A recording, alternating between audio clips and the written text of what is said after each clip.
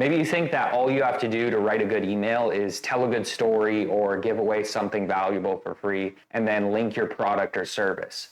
I used to think the exact same thing, but you couldn't be further from the truth. I used to have hit or miss conversions. Sometimes my emails would pop off, sometimes they wouldn't do great, and I always wondered why. That is until I read a book called Breakthrough Advertising by Eugene Schwartz. In that book, he talks about the importance of audience awareness levels. Audience awareness levels are how aware your audience is of your product or service. And there's actually 5 stages going from completely unaware to completely aware of your product or service.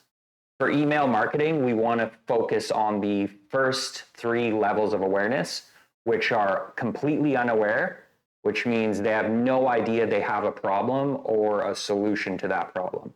To problem aware, which means they're aware that they have a problem, but they're not aware of the solution. And then finally to solution aware, which means they're aware they have a problem and they're aware that there's a solution to that problem. So an example of this off the top of my head would be like, say you're trying to sell a car, the idea of driving a car. The subject line of your email could be, "This one thing saved me an hour a day." So it spikes curiosity, but it's completely unaware. There's no problem, there's no solution, they know nothing yet. Then inside the email, you could maybe tell a story about how you used to walk to town and it would waste all this time running errands, walking from place to place. And then you could say, until I bought a car. Now I go from place to place in my super fast car and it's really fast and it saves me an hour a day. And then you could link your product or service related to cars and buying a car. That's just random off the top of my head. We'll go through a winning email now from the Van Man Company and we'll break down because it illustrates this perfectly. We'll break down this winning email from Van Man Company and then I'll go through and write one with you guys. So Van Man, he sells natural hygiene products like toothpaste and beef tallow face cream and stuff like that. So we'll take a look here. You can see Van Man Thoughts from the Road number 6. So this is the part of a series, which is a good idea to have a series because then people are already invested in the story. But you can see here the subject line, you can't time travel in the US, but you can in Europe.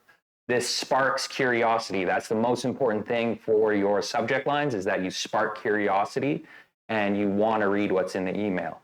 But you can see it's completely targeted at an unaware audience. They're not aware of a problem. They're not aware of a solution, nothing.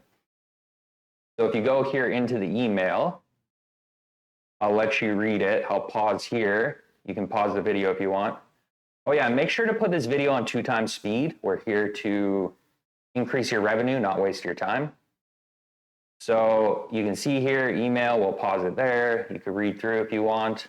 Otherwise, you can see here, he goes through and he starts telling a story about how his friends expect to gain weight when they travel to Europe, right? So it's completely unaware until about here. And he says, something interesting happens almost every time. When my friends come back to the States, they almost always have lost weight. They haven't gained weight. How can this be? Now he introduces the problem. He says, well, it's the chemicals. You know, in Europe, they don't use a lot of chemicals, but in the States, we use tons of chemicals. So he says here, my theory is, he goes blah, blah, blah into hormones, blah, blah, blah. And he says in the States, people used to be lean and ripped, but now they're obese, right? He says, fast forward to today, and the majority of Americans are overweight, experience chronic pain, and die early. So you can see here, he introduced the problem, and he basically links the problem to the chemicals in the food and the hygiene products. Now, he sells natural hygiene products. Make sense? Okay, you can see here at the end, he only hints at a solution. It doesn't have to be this way. We don't have to go back to the Stone Age, but we need to return to a time when simple natural products get the job done. You want to know that the tingle you get from your mouthwash is from peppermint and not from some Franken molecule. going to be a fight, but it's a fight worth having. The van never stops. P.S. If you want to check out my peppermint aloe mouth rinse, you can do that here. Shop now. So you can see he goes through perfectly, and in the subject line, completely unaware. The first couple paragraphs, completely unaware. Then he introduces the problem, and then he hints at a solution. And then there's the CTA at the bottom. That is a perfect email for conversions. Okay, so I'll go through and write one quickly with you guys off the top of my head. Like, this isn't going to be anything fancy. This is just a first draft, obviously, just to kind of illustrate the point even further. So let's say we're selling hats to an unaware audience, people who've never heard of hats or why they should buy one. And yeah, the idea here is to sell some kind of straw hat or something like that. So we want to start with a unaware headline and kind of a unaware story that moves into problem aware and then maybe hints at the solution. So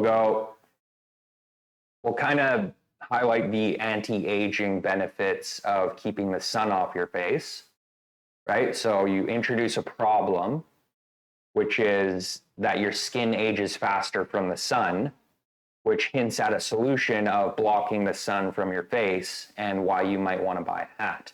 For the subject line, I'll say, my grandpa discovered the fountain of youth. So that makes you curious. If you're into anti-aging, you're going to want to click this open and read it. I'll move into a story about how my Auntie Jerry used to love going out and sunbathing, my great aunt. And she, like, her favorite part of the day was at the end of the day, she would go out, sit in the sun for hours and drink a beer, right? So, and my grandpa, he always called her a sun worshiper. The result of that is my Auntie Jerry, she started getting like really wrinkly, leathery skin. And then in her late 60s, she had skin cancer. Whereas my grandpa, he always, from the time he was young, he wore a big hat and he makes sure to keep his skin covered from the sun. And he looks younger than my Auntie Jerry, even though he's older. He's in his mid-70s. Okay, so you can see here as the subject line, just write subject line. I've got my grandpa discovered the fountain of youth, right? Induces curiosity. Now I want to know what the fountain of youth that my grandpa discovered is. Then I go into a story here. When I was a kid, I remember staying at my Auntie Jerry's house. At the end of the day, she would always relax, drinking beer outside and sunbathing. My grandpa always called her a sun worshiper. As the years went on, I noticed my auntie would look older and older. Her skin was getting really wrinkly and leathery. She started to look a lot older than my grandpa, even though he was 10 years older than her. So you can see that's still unaware. They're unaware of the problem, unaware of any kind of solution. And this is where we introduce the problem. So I'll write that for you guys and then come back. Now we move into problem aware and solution aware. We have my Auntie Jerry. She looked a lot older than my grandpa, even though he was 10 years older than her. And then we say, my grandpa always said it was because of the sun. So we introduce the problem now. And I know he was right because ever since I was a kid, my grandpa would wear a big hat that shaded him from the sun.